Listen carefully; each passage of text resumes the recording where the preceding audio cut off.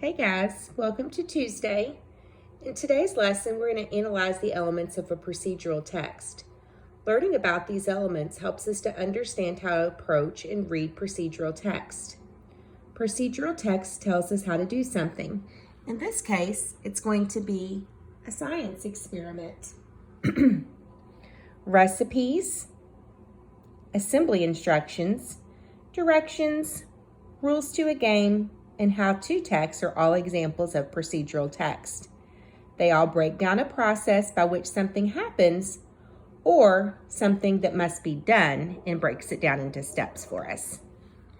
When I look at pages 8 and 9, I see one page of informational text and then a science experiment on the other page.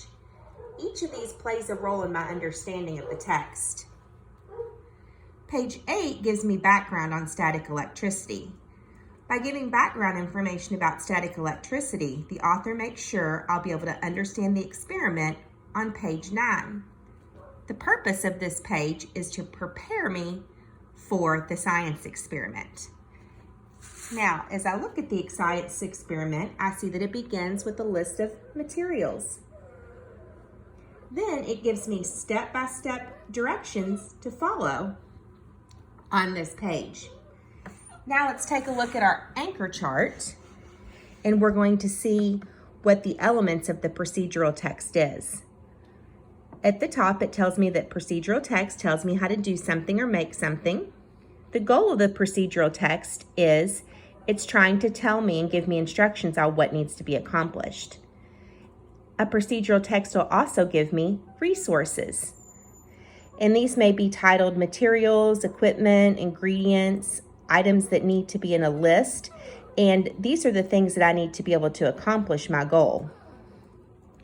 And then finally, we're going to see the steps. The steps are exactly what needs to be done in order. Steps often begin with an action verb.